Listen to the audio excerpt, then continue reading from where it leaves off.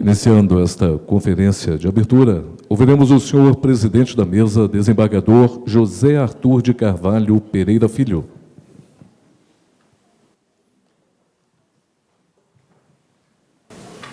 Bom dia a todos. É um prazer e uma honra muito grande para mim presidir essa mesa neste momento que começa com um momento de inclusão, que caminha no sentido da música, da poesia, do compartilhamento, do resgate à história e à família, e vai caminhando no sentido agora da reflexão jurídica que virá a partir dos ensinamentos da ministra Carmen Lúcia. Iniciamos este evento com a canção de Milton Nascimento, que é um texto que ele escreveu para Lennon e McCartney. Eu sou da América do Sul. E neste texto ele exalta a figura da mulher.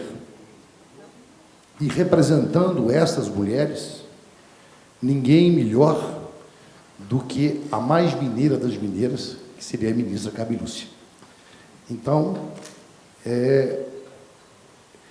recebemos a ministra sob as vozes e com a poesia de Milton Nascimento, também mineiro. E a ministra Carmen Lúcia poderia dizer, como disse Milton Nascimento: eu sou do ouro, eu sou vocês, sou do mundo, sou Minas Gerais. Com a palavra, a ministra Carmen Lúcia.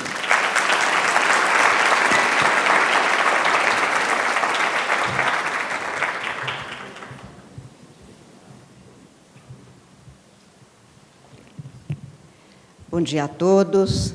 Cheguei em Nova Lima e há muito tempo eu não chegava num lugar com tanto gosto quanto cheguei aqui, porque eu achei que eu ia chegar no Rio, em São Paulo, em qualquer lugar, mas não ia chegar aqui. Tão perdidos estávamos eu como motorista no meio do caminho, sem saber. Sabia onde eu queria chegar.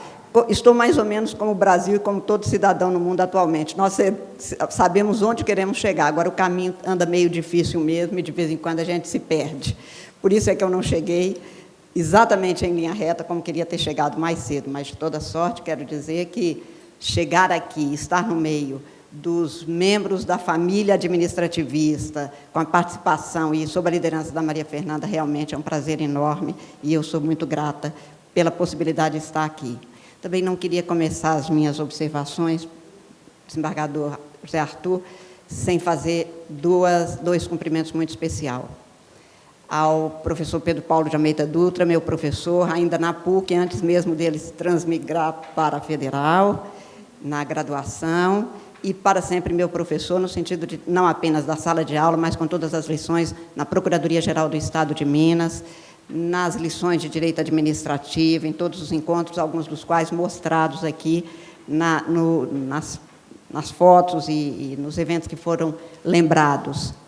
E tenho certeza que a lembrança do senhor professor é a melhor lembrança que nós temos, no sentido não apenas de algo que a gente lembre para o passado, mas que a gente lembre como um companheiro de lutas permanente para o futuro, uma vez que continuamos na estrada.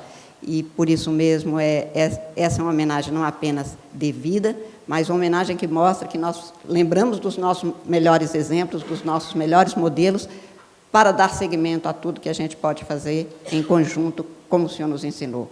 Fica também os meus cumprimentos ao professor Pedro Paulo e ao Instituto Mineiro de Direito Administrativo, porque tem, sob também a lembrança do professor Paulo Neves de Carvalho, o sentido de que é preciso dar continuidade às coisas na vida, às pessoas, aos sonhos e às realizações. E o senhor é um grande realizador. Por isso, os meus cumprimentos muito especial e a honra de estar aqui neste momento.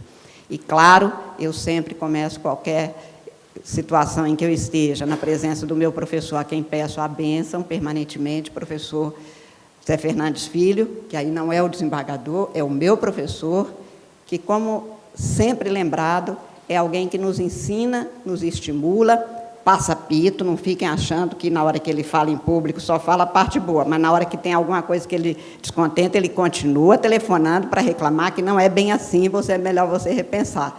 Graças a Deus que eu tenho alguém que me passa pito permanentemente. Algum dia uma pessoa me perguntou, mas a senhora como juíza não é um pouco diferente, porque a senhora não se situa bem assim neste patamar de poder. Primeiro que poder tem o povo. Não temos nenhum nós que ocupamos o cargo, porque o poder é do cargo, cujo exercício faz com que a autoridade se exerça. E segundo, eu disse a ele, eu sou de Minas Gerais, não dá para realmente ter nenhuma vaidade maior, porque na hora que eu escuto os meus professores me passando pito até hoje, não há a menor possibilidade de eu achar que eu sou melhor do que eu sou de jeito nenhum. Não tem essa veleidade. E o professor Zé Fernandes é alguém que continua estando presente para dizer o que precisa de ser acertado, o que pode ser melhorado e que é preciso continuar estudando e se aprimorando. E isso é importantíssimo, todos os dias da vida e não apenas nos momentos da bancada nas faculdades. Por isso, o meu cumprimento muito especial e a certeza de que um evento que começa sob a batuta do Zé Fernandes Filho é um evento que tem tudo para dar certo, como dará com toda certeza, com muito êxito nesses 3 dias de trabalho. E me foi posto que eu teceria algumas observações sobre a administração pública, sob o enfoque desses 30 anos da Constituição, completados em 5 de outubro do ano passado. E eu gostaria de fazer essas observações em 3 itens, basicamente. Como começamos 30 anos atrás, e onde parece que estamos, e digo parece, porque não há certezas, e não porque eu acho que esse seja um tempo particularmente de incertezas. É que, para sempre, o direito lida com as transformações e, por isso, não há certezas prévias, postas, pré-estabelecidas. Mas, como começamos e onde chegamos aqui. O que é o Estado, portanto, nestes 30 anos, o que tem sido, o que se propõe a ser, ou o que o cidadão brasileiro parece querer do Estado. Um segundo item sobre os princípios da administração pública, 30 anos depois do início de vigência da Constituição de 88. E um terceiro item sobre nós, servidores públicos, 30 anos depois do regime constitucional dos servidores públicos. E o desembargador Zé Arthur começa dizendo que começamos essa manhã sob a poesia, a influência, ou pelo menos a inspiração da poesia de Milton Nascimento. Vou dar seguimento a este influxo poético, lembrando Carlos Drummond de Andrade. Em 1945, portanto, depois dos horrores da Segunda Guerra Mundial, e achando que aquele era os maiores horrores que um ser humano poderia praticar, Drummond, em A Rosa do Povo, fez publicar Nosso Tempo, onde ele diz: os homens pedem fogo, sapatos, remédios. Meu nome é tumulto e escreve-se na pedra. Quando eu vejo hoje tantas pessoas falarem, como aqui foi dito, e de maneira reflexiva, para se pôr a meditação e a proposta de alternativas pela professora Fernanda, minha queridíssima amiga do coração, mais do que professora, mas na vida conta os afetos, muito mais do que qualquer outra coisa, e, portanto, afetuosamente posto por ela, este é um momento de incertezas. Devo dizer que a palavra crise, dificuldade, está desmoralizada na minha vida desde sempre. Desde que eu me entendo por gente, na medida que eu me entendo, que eu escutei minha mãe falar: minha filha vai estudar porque seu pai... Olha, está uma crise no Brasil e seu pai está morrendo de trabalhar para você poder estudar, e a crise está feia. Então, tantas crises me apresentaram que eu, se um dia acordar e alguém disser não tem crise nenhuma, eu não sei como vou viver. Porque estou acostumada a viver, a pensar, eu acho que eu posso morrer de tédio, porque de susto eu não vivo no Brasil. Não há possibilidade, não periga ninguém morrer de susto no Brasil, nem no mundo de hoje. Quer dizer, todo dia que a gente acorda é uma novidade, eu não sei o que será, ninguém sabe o que será dia nenhum. A Hannah Arendt dizia que nós construímos coisas em volta de nós para nos darmos a ilusão de segurança, porque é uma insegurança permanente a experiência de viver. Claro que podia não ser tão agreste como tem sido no caso brasileiro. E claro que há fases muito piores. E claro que, se eu pensar 10 anos atrás, não esperaria que estaria chegando a um momento de tamanhas angústias, inclusive financeiras. Mas os homens pedem fogo, carne, sapatos, remédios, desde sempre. Não é de agora. O Estado precisa de responder a isso, pelo menos desde o século XIX.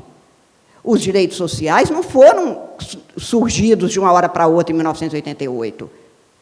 O que mudou, e para melhor, foi que agora as pessoas sabem que têm direito a ter remédios, sabem que têm direito a ter sapatos, sabem que têm direito a ter escolas, e cobram. Antes pediam, agora exigem. E o Estado tem que dar respostas, é isso mesmo, está certo. Quando eu entrei na faculdade, professor Zé Fernandes, a primeira conferência que eu assisti foi do então ministro do Supremo, Aliomar Balieiro, que o professor Orlando de Carvalho levou na Faculdade Federal e nos convidou, a nós alunos. Sabe qual era o tema? A morosidade do Poder Judiciário. Quando me convidam para falar, eu digo, mas eu acho meio repetitivo, porque eu não sei falar como Aliomar Balieiro. Porque é a mesma coisa. Só que Aliomar Balieiro teve um entrevero no Supremo com o ministro Eloy da Rocha, porque ele teria herdado mais de 300 processos do gabinete do ministro Eloy da Rocha, que tinha ido para a presidência. 300 processos, eu tenho que julgar, no mínimo, a cada 3 dias no Supremo, para não ter atraso de julgamento. Dá uma média de 100 por dia. Mas hoje, a dona Maria tem um sobrinho que tem um celular, no qual ele olha como está o meu gabinete, que o agravo dela, do qual depende o pagamento da diferença de tantos reais no contra-cheque dela como aposentada, está com essa tal de Carmen Lúcia. E ela passa milhares de e-mails para o Supremo, graças a Deus. Olha a mudança. Hoje nós temos em tramitação, e o governador falou aqui da necessidade de não ter tanta litigiosidade, nós temos 80 milhões de processos, aproximadamente, em tramitação. Considerando que todo processo tem pelo menos 2 partes, eu tenho 160 milhões de pessoas em juízo. Considerando que eu tenho 209 milhões de habitantes, aproximadamente, no Brasil, os 18 mil juízes, infelizmente, não vão responder a tempo. Mas este é um problema nosso, do juiz, do Estado, da forma de administrar, porque o cidadão brasileiro tem direito. E eu é que tenho que me movimentar e mudar para dar respostas. E eu é que tenho que saber como é que se supera a crise dessa cobrança que é feita e que não é respondida a tempo. Portanto, dificuldades, trabalhos fazem parte da vida. As dificuldades maiores são porque elas provocam um sofrimento que antes não existia. Não existia porque as pessoas nem sabiam que tinham direito. Hoje sabem. Olha a grande mudança. Olha a boa mudança. Nós temos todos os problemas de 45, quando o Drummond escreveu aquele poema. Mas nós temos os direitos conquistados e os direitos postos expressamente numa Constituição. E temos mais do que isso no Brasil, a divulgação dos direitos. E é por isso que, se vemos agora o sofrimento de tantos desmandos na administração pública, vemos também o acolhimento dos cidadãos no sentido de querer participar dessa administração para que ela melhore. Este é um grande avanço. Eu, em algumas ocasiões, fui abordada em viagens, até por estrangeiros, que diziam assim, há 2 anos atrás, a senhora sabe que eu queria que no meu país tivesse uma lava-jato. No meu país não tem. Não é que não tenha corrupção, é que sequer foi despertada a luta contra a corrupção. O Brasil tem este quadro e tem uma resposta. Eu estou me referindo a um processo, mas não estou me referindo a tudo que se passou nesses 30 anos, até porque esses casos todos que foram parar na chamada Operação Lava Jato não são a única realidade que nós temos. Quem é do interior sabe bem que quantas e tantas vezes nós já fomos, nós cidadãos, instados a nos manifestar sobre passagens administrativas que não eram convenientes ao princípio da moralidade de jeito nenhum. Há uma mudança positiva que nós precisamos de encarecer e ver como fazer com que ela permaneça e que o cidadão brasileiro melhore. Por isso, se em 45, quando foi publicada A Rosa dos Ventos, havia o poema do Drummond, que era um poema de angústia, de apresentação da fragmentação humana, da necessidade de haver respostas para que não acontecesse de novo aquele quadro de tantos sofrimentos. Quando começou o ano de 1988, ou no curso do ano de 1988, quando foi promulgada essa Constituição, nós, eu inclusive então jovem, cantávamos era Cazuza. E era muito diferente do que tinha acontecido 40 anos antes, um pouco mais de 40 anos. Não. A música mais tocada no Brasil em 88 era ideologia. Meu partido é um coração partido. Minhas ideologias, meus heróis morreram todos de overdose. Meus sonhos foram vendidos tão barato que nem acredito, cantava Cazuza. Ideologia, eu preciso de uma para viver, dizia ele. Era um tempo de partidos, como Drummond, ao iniciar nosso tempo. Este é um tempo de partido, tempo de homens partidos. Em 88, meu partido é um coração partido. Em 2019, eu fico instada a achar que nós cada vez mais pomos à prova esta fragmentação, de maneira muito mais cáustica, de maneira muito mais sofrida, porque muito mais ciente das coisas, cada cidadão, e, portanto, necessitando de respostas muito maiores. O Estado está passando por um momento de modificação, porque os princípios democráticos se mantêm, mas o modelo de exercício da democracia está em xeque. Há 3 semanas atrás, o mundo acordou perplexo num dia, a Europa mais do que todos nós, mas nós também, porque na Ucrânia, alguém que tinha entrado de brincadeira para concorrer tinha sido eleito, legitimamente, num processo eleitoral, para presidente. E agora? Perguntavam-se os europeus naquela manhã, e isso se espalhou em todo o mundo. Como é que vai ser isso? Não se pode questionar, porque foi eleito. Ele mesmo dizia, eu sou um comediante, eu não vim para isso, não. Mas foi eleito, ofereceu o nome e foi eleito. Eu não quero que acabe a democracia, não posso, não conheço outro modelo melhor de viver e de garantir as liberdades, incluída essa de escolher. E isso significa assumir todos os riscos que a vida impõe, que os modelos que nós criamos, incluídos os políticos, os financeiros, os administrativos, impõem. Como é que vai ser? Vai continuar esse modelo democrático representativo? Mas, no caso brasileiro, nós nem precisávamos nos perguntar, porque, a despeito de termos tido a promulgação da Constituição em 5 de outubro de 88, em outubro do ano subsequente, novembro, basicamente, ter havido a queda do Muro de Berlim, que não era um problema de construção civil, era um problema ideológico, caiu o Muro de Berlim, caiu um modelo de vida, caiu uma forma de pensar o Estado autoritariamente. A nossa Constituição tinha princípios que foram aplicados nesses 30 anos, e todo juiz brasileiro, hoje, ao aplicar o princípio da igualdade, tornar concreto o direito de não ser discriminado por ser mulher, por ser negro, por ter uma deficiência, porque é um índio, porque pensa, todos os juízes brasileiros aplicam. Quando eu comecei a dar aulas com base nessa nova Constituição, eu vi questionamento de colegas meus na sala de professores dizendo, essa Constituição tem normas programáticas. Eu dizia, norma programática é algo também ultrapassado. Constituição é lei, é para ser cumprida, não é aviso, não é sugestão, não é proposta, é lei. Mas o artigo 3º não pode ser cumprido. São objetivos da República? Pode, e hoje nós usamos o artigo 3º como fundamento de decisões judiciais. Eu não posso obrigar nenhum administrador a adotar uma determinada política, mas posso dizer que uma política comprovadamente contraria o objetivo e faz com que ele não seja cumprido. E, portanto, ela não vale. Não há norma para não ser cumprida na Constituição.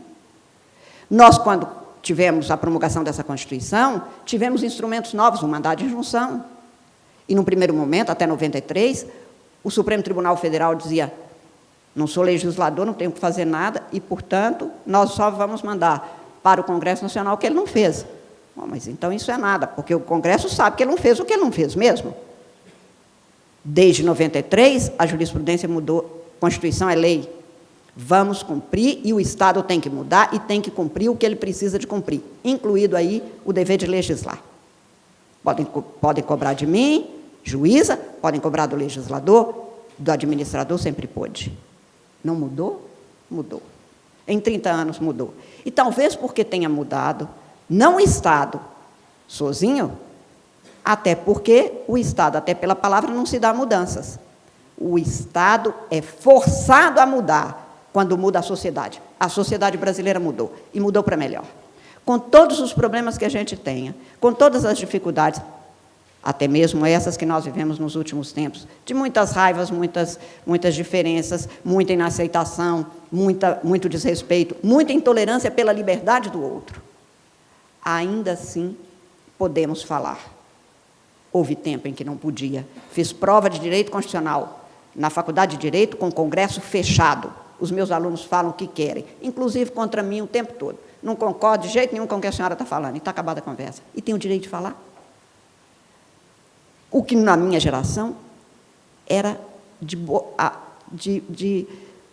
um pouco constrangido, a boca pequena, porque a gente tinha medo. Já não temos mais. Podemos falar. Não mudou? Mudou. Mas o Estado democrático de direito do artigo 1º da Constituição há de ser cumprido com uma nova dimensão de participação popular. E é esta que está levando a uma série de questionamentos. Volto ao Drummond. Os homens pedem fogo, sapatos, remédios. Eu recebi 36 audiências de 2016 a 2018, de grupos de pessoas dizendo: eu tenho um filho com problemas, é uma doença grave, é uma doença rara, não está no SUS, eu quero que paguem porque ele tem direito de viver. E são caros. E recebi governadores dizendo, com 80 decisões judiciais, 75% dos recursos a serem gastos com medicamentos para toda a população do meu estado está sendo gasto para esses 80. A senhora é juíza, a senhora me diga o que fazer. Quem está administrando é o Poder Judiciário? Canso de escutar isso.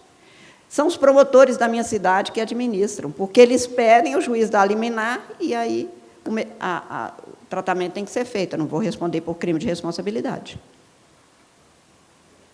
A mãe que vem pedir tem direito. A pessoa que não pode se deixar morrer tem direito. O juiz que defere a liminar cumpre a sua função. E o administrador que reclama também. A equação jurídico-financeira é difícil mesmo, porque ela não tem dados aritméticos. A vida não é aritmética. E, por isso mesmo, quanto mais direitos nós temos, e quanto mais ciência dos nossos direitos nós temos, maior a dificuldade para o modelo administrativo. Porque a pessoa reivindica, antes não reivindicava. Ah, claro, não se reivindica direito que não se conhece. Agora as pessoas conhecem, sabem e exigem. Por isso nós temos, com a baixa significativa de processos, por exemplo, no Supremo Tribunal Federal, que já teve mais de 130 mil processos em andamento, agora tem menos de 50 mil, mas diminuiu, não porque tenha diminuído o número de exigências ou de litígios, diminuiu a forma de se chegar aos tribunais superiores, pela súmula vinculante, pela repercussão geral, por uma série de dados. Mas não se diminuiu o pedido, não se diminuiu a exigência. Principalmente, qual é o modelo de administração pública que nós precisamos de ter para um Estado democrático de direito? Sobre isso não estamos discutindo. As liberdades têm que ser garantidas e ninguém é integralmente livre se não tem um sistema de educação necessário, de boa qualidade, permanente. A regra desse século XXI, pela ONU, é aprender a aprender. Como fazer isso? Aumenta o número de escolas e mantém a qualidade e não dá aumento ao professor? E não qualifica o professor? E não dá o ônibus para a pessoa poder deixar o seu filho chegar à escola?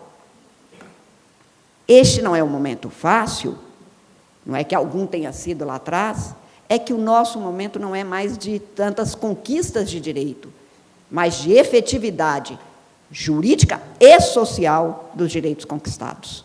Essa é uma grande diferença. E não há modelo pronto sobre essa administração.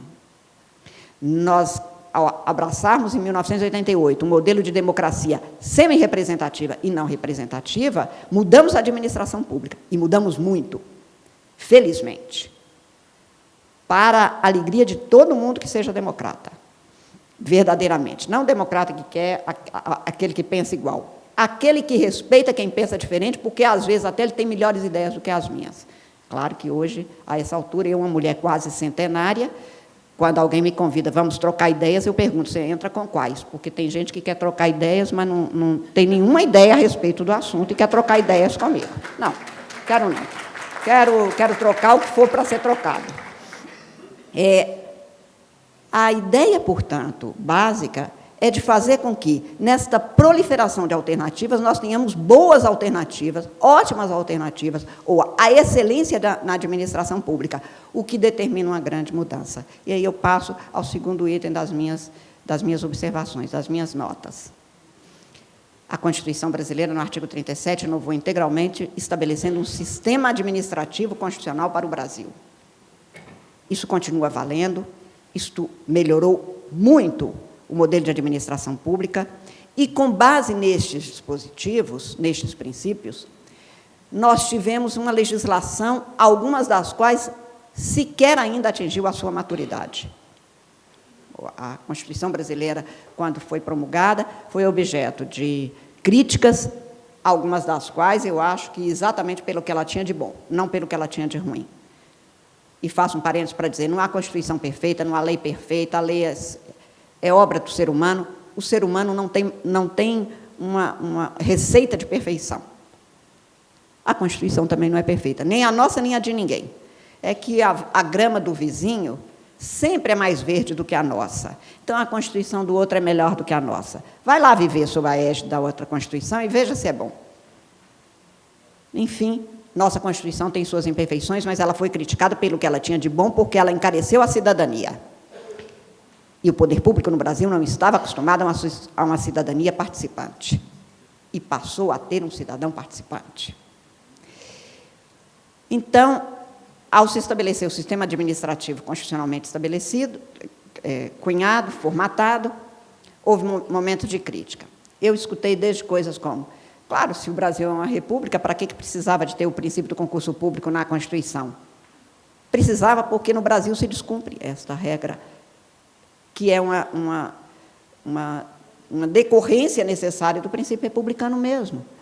O professor Zé Fernandes sempre falou que licitação era um espaço republicano necessário e obrigatório, mesmo se não tivesse lei de licitações. E isto muito antes dessa Constituição, o professor Zé Fernandes afirmava. Quando veio na Constituição, aí já não se poderia mudar tão facilmente nem descumprir, porque era descumprimento de Constituição. E houve a reação. E a questão que se punha era mesmo necessário? Posso responder 30 anos depois. É tão necessário que, por exemplo, para um serviço público delegado, como é o serviço de cartórios, em alguns estados da federação, até hoje, 30 anos e muitos meses depois do início de vigência, nós não conseguimos fazer um concurso. Tamanha a força e o interesse em que não se tenha a inovação constitucional, que 30 anos depois nem é tão inovação assim. Mas foi assim que aconteceu. Nós precisamos de ter normas constitucionais expressas, em alguns casos, porque há todo um aparato para não se inovar. Então, quando a Constituição resolveu que a administração pública brasileira precisava de ter normas expressas, sabia de que Brasil estava falando. E foi por isso que veio, então, o artigo 37, com o princípio da publicidade, da legalidade, da moralidade, da impessoalidade, e depois, por emenda constitucional, a emenda número 19, o princípio da eficiência. Quanto à publicidade, também houve críticas. Diziam, como? É tudo público mesmo? Isso daqui é uma república, não é tudo público? Está aí o conjunto, nesta década inteira, com que lidamos, de locais ainda em breu na administração, de situações ilícitas passadas dentro da administração pública, enfim, de falta de publicidade, porque o que é público é perfeitamente explicado, e se não é lícito porque o governador não viu, porque o presidente não viu, porque o prefeito não viu, e ele corrige, não há nenhuma improbidade administrativa, porque nem toda ilegalidade é improbidade. Claro que toda improbidade é ilegalidade. Mas há dados que precisam de ser corrigidos. E eu não vou imaginar que um prefeito, que um governador, que um presidente da República saiba tudo o que se passa, do pneu do carro do secretário, até, no caso de um presidente da República, o que se passa com o nosso sistema de divulgação de informações, cuja central está no espaço aéreo correspondente à Guiana. Não é possível que alguém dê notícia de tudo com detalhe, mas é possível e juridicamente exigível que ele saiba o que está acontecendo. Quando souber, tome as providências necessárias para as correções necessárias. Não é criminalizando a atividade administrativa, porque a atividade administrativa não é exercida só por criminosos, mas é fazendo com que o ilícito seja devidamente punido. Não é demonizando a política, porque nós não temos outra forma de viver na polis, senão democraticamente, com a anuência de todos e de maneira lícita. Mas também não é desconhecendo que os erros precisam de ser corrigidos e que a administração tem que ser pensada de maneira pública, pelo público, com o povo e de acordo com o interesse público. O princípio da legalidade é o Estado de Direito, é o artigo 1º da Constituição, não há como o administrador querer fazer diferente. No entanto, é bom que a gente atente a algo que eu não atentava tanto há 40 anos atrás. A lei é expressa em palavra, e a palavra impõe interpretação, e não necessariamente o que se pensa é igual para qualquer pessoa. O promotor pede algo, o administrador explica por que pode ou não pode fazer, e é preciso que não se criem situações de embaraço absoluto. Por exemplo, hoje nós temos no Brasil situações em que uma liminar judicialmente é dada para garantir que haja um aumento de leitos num determinado hospital público. Há pessoas precisando desses leitos. O governador diz, se eu tiver um servidor a mais, eu cometo crime de responsabilidade, porque eu já ultrapassei o limite de prudência. O Tribunal de Contas não aceita. Faça o quê? Cumpre a decisão judicial ou descumpra a Constituição e cometa o crime de responsabilidade? Já escutei isso inúmeras vezes, em que a vontade de acertar é patente. O governador só vem perguntar o que ele cumpre. Não são situações fáceis. Eu tenho certeza que, quando uma certa grande autoridade, muito conhecida de todos nós, recusou determinado convite, me contou, eu disse, por que o senhor não aceitou? Ele disse, porque, atualmente, nem os que determinam que a gente cumpre, o legislador, o Tribunal de Contas ou o Judiciário, sabem exatamente o que o outro está dizendo. E, em algum momento, qualquer que seja a minha decisão, eu estarei cumprindo algo que provavelmente vai me deixar em dificuldades pessoais. Ninguém quer mais isso. E ninguém quer que uma administração pública viva isso, porque nós queremos os melhores na administração pública. E eu noto que algumas pessoas já começam a temer exercer cargos públicos, tais as dificuldades que se põem. O nosso papel, principalmente, professores de direito, é fazer com que não se chegue a essa situação no Brasil. Nós vamos afastar bons quadros que não querem mais situações de temeridade, o que não é bom de jeito nenhum, porque não vai ficar um espaço aberto. Então, ele vai ser tomado por pessoas que não estão devidamente qualificadas. O princípio da moralidade, nem vou falar, porque este é o que sempre exigimos, e agora cada cidadão brasileiro lida com isso, porque repercute diretamente no princípio da eficiência. Nem acho, não tenho dados para provar, que o que é tirado com corrupção seja mais ou menos do que com a falta de eficiência administrativa. Os dois estão errados. Corrupção é inaceitável, é uma indignidade e faz com que todos nós nos sentimos indignados. Mas a senhora que chega com o filho doente num posto de saúde no interior de Minas e não tem nem metiolate e não tem como fazer com que ele chegue a um local onde ele tenha tratamento, é uma indignidade também. Não vamos esperar que essa pessoa acredite depois nem no país, nem no Estado, nem no juiz, nem no administrador público. Eu agora, como cidadã brasileira, luto para que na minha região, que é uma região muito pobre, nós tenhamos tratamento para fazer hemodiálise para 28 pessoas que precisam. É uma luta porque é algo que eu não vou dizer que é surreal, porque no Brasil eu não sei bem o que é real e surreal. Eu acordo todo dia sem saber que se é sonho, pesadelo ou realidade. Mas é isso que eu tenho para viver. Porque primeiro vem me procurar, quem sabe a gente arruma, e a própria comunidade arruma um novo carro. As pessoas precisam de viajar 300 quilômetros para fazer uma hemodiálise e voltar para casa. 600 quilômetros no dia. Como ele faz hemodiálise segunda, quarta e sexta, ele passa a vida na estrada. Imagino qualquer um de nós passando por isso. Eu disse, olha, o carro não vai resolver. Um carro a mais não vai resolver trazer hemodiálise para cá. Com muito custo, descobrimos como é que a própria comunidade poderia comprar as máquinas de hemodiálise. Quando conseguimos isso, descobrimos que há uma lei no Brasil que só permite hemodiálise no município que tem um nefrologista. Acham mesmo que em Espinosa alguém vai para lá para fazer 18 sessões de hemodiálise e ganhar R$10 de cada aplicação? Como é isso? Fazem uma lei para a Suíça e dão o serviço de saúde de Espinosa e acham que isso aqui vai dar certo? Não é possível.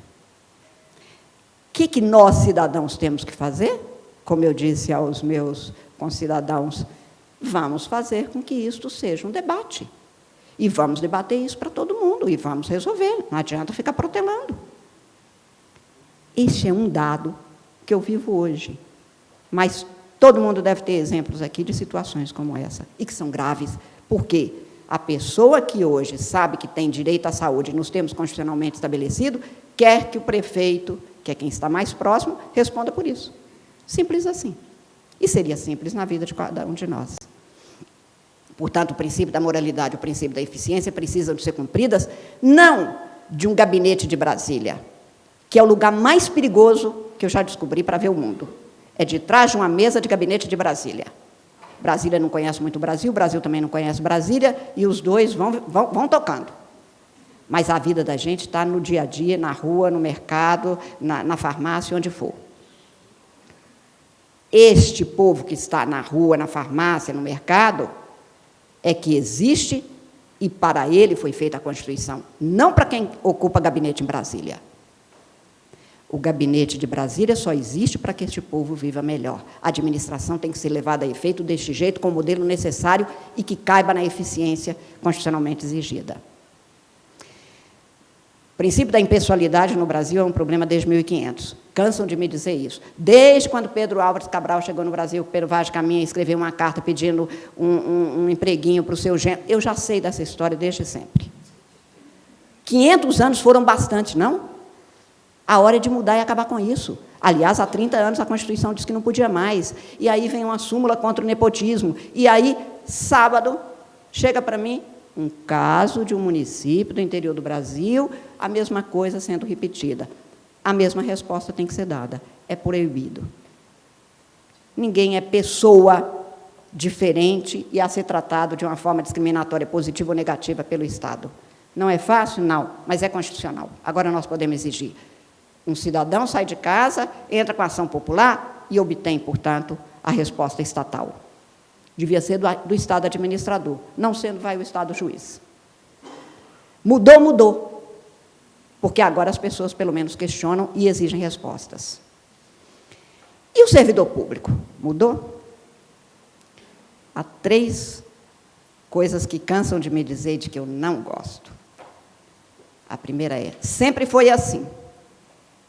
Pois é, mas não é mais, né? Porque o mundo não é assim. Nem eu, quando me olho no espelho, eu fico com uma pena do que eu fui, que eu não sou mais.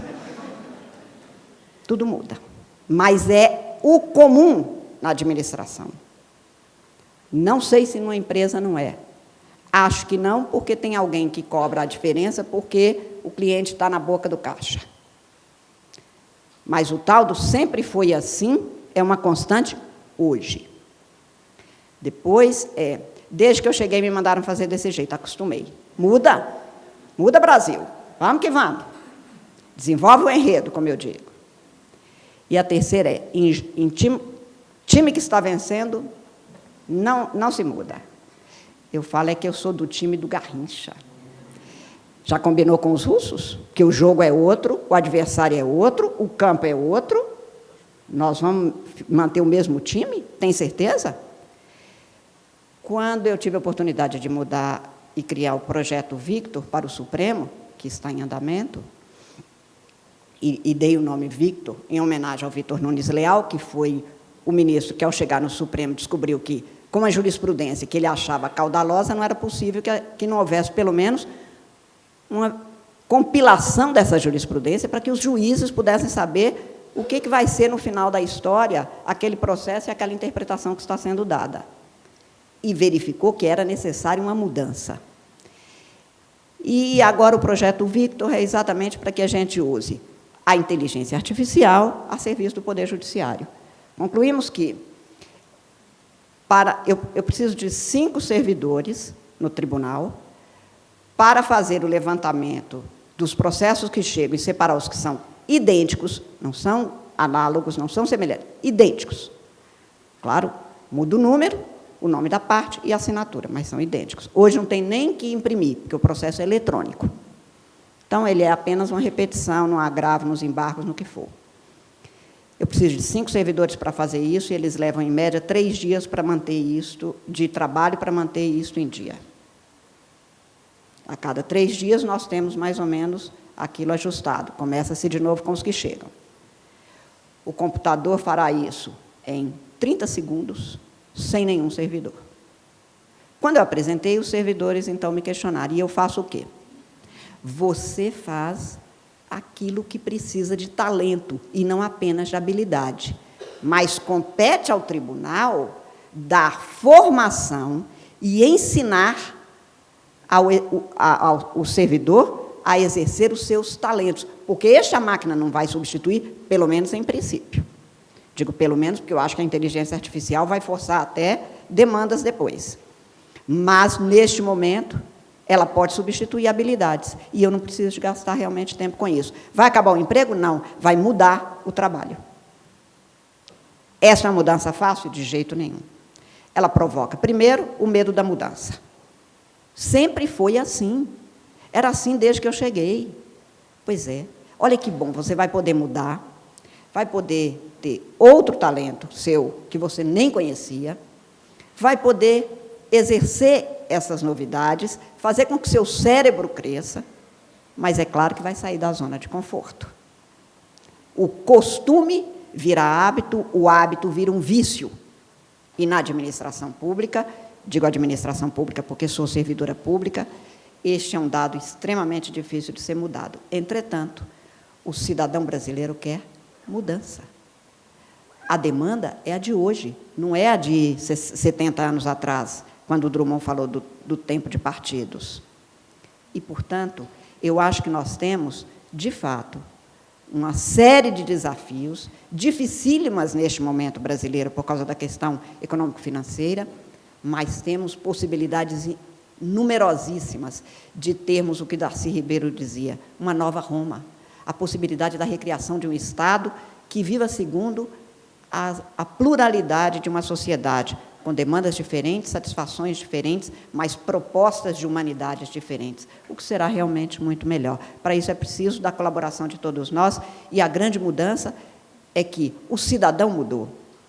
E a nossa democracia, que é semi-representativa quanto ao Estado, iniciativas de eleição dos cidadãos, nós temos leis, a lei de eleições, a 9.504, nós temos a lei da ficha limpa, todas elas são decorrentes de iniciativa dos cidadãos, do povo. Este mesmo povo que hoje, desde o início da vigência dessa Constituição, por exemplo, com o Estatuto da Cidade, passou a participar de forma direta e dizer qual é a política que ele quer para a sua cidade, para o seu Estado, para o seu país. Se este é um momento de embates muito graves, talvez isso seja uma passagem necessária para que as pessoas também tenham uma melhor ciência do que querem e consciência do que o país é. O artigo 1º da Declaração dos Direitos do Homem de 1948 traz que todos os homens nascem livres e iguais em dignidade e direitos. Todos são dotados de razão e consciência. Esse dispositivo é muito pouco cogitado até mesmo na teoria, mas eu tenho um enorme apreço por ele, porque as circunstâncias de sermos uma sociedade na qual prevalece a razão de ser, a razão de pensar, a razão do pensado e a consciência, que o meu queridíssimo prefeito de Belo Horizonte, que era o Célio de Castro, dizia: a consciência é só uma sinalização numa direção a seguir, mas que a gente segue, digo eu, com razão, sabendo pensar para onde estou seguindo e tendo consciência de onde quero chegar. Quero chegar num Brasil muito melhor, num mundo muito, muito melhor, em que as pessoas possam, talvez, viver sem os sobressaltos que nós temos permanentemente vividos e com as carências e sofrimentos que nós temos, até pelo sofrimento de quem está ao lado. Mas que bom que a gente tem alguém ao lado para sofrer junto, porque a dor é particular, mas eu posso sofrer com o outro e estar ao lado do outro para diminuir a carga. E, portanto, eu acho que se todos nós brasileiros soubermos pensar o sofrimento e as alegrias de ser de um país com a grandeza do nosso, acho que podemos melhorar. Eu não reclamo, dizia no início, de crise, nem de dificuldades, primeiro porque eu acho que eu realmente convivi com isso a vida inteira, sempre tinha alguém para me dizer e para lembrar. Nem me explicavam direito o que era crise. Hoje eu sei pela ciência política que você tem duas formas de ver a palavra crise. Ou a crise é um desequilíbrio momentâneo, e se vai voltar à situação anterior, quer dizer, eu tenho uma estrutura, essa estrutura desequilibra, mas queremos colocá-la no mesmo patamar anterior. Ou a crise é a última etapa de um processo de evolução, que é a revolução, no sentido de uma ruptura para um novo modelo. Qualquer que seja o conceito adotado aqui, nós temos um momento de transformação da sociedade, do cidadão, que demonstra de forma patente a insatisfação e, portanto, a busca de novos modelos. Um evento como este é a oportunidade para nós oferecermos a nossa razão jurídica, a nossa razão cívica, de pensar alternativas, de tal maneira que a gente tenha consciência de que o Brasil há de ser um Brasil melhor, e é agora. Não é o que foi antes, justificando que sempre foi assim, não é o que vem depois, porque eu não vou estar aqui, e eu não tenho nenhuma vocação para ser infeliz. Eu sou de uma família de um local muito carente, como é o norte de Minas. Mas, talvez por isso mesmo, se a gente já tivesse aberto mão de ser feliz, nós íamos para sempre ser infelizes. E não está, eu costumo dizer, nem assenta com, por exemplo, meu tipo de cabelo, agora que está branco, não assenta. Infelicidade não assenta, não fica bem. É melhor eu tentar ser feliz de alguma forma. Não é fácil. Não está fácil. Ninguém em sã consciência acha que, no mundo que nós estamos vivendo, alguém acorda alegremente. Mas também a tristeza nunca levou a bons, permanente, nunca levou a bons resultados, nem a boas soluções. Eu comecei com Drummond e termino com ele para dizer que, depois de nosso tempo, ele também fez Mãos Dadas. E ele dizia: não serei o poeta de um mundo caduco, também não cantarei o mundo futuro, estou presa à vida e nutro grandes esperanças.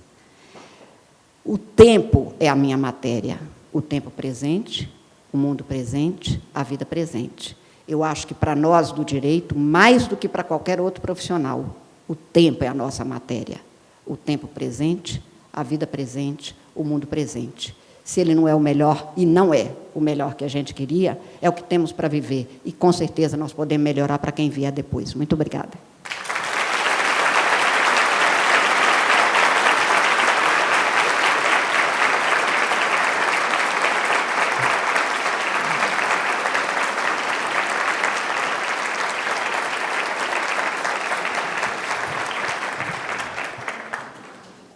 Os nossos agradecimentos à senhora ministra do Supremo Tribunal Federal, doutora Carmen Lúcia Antunes Rocha, pelo tema proferido, ao desembargador José Arthur de Carvalho Pereira Filho, pela condução dos trabalhos, e a ambos pela participação nesse 11º Congresso Mineiro de Direito Administrativo.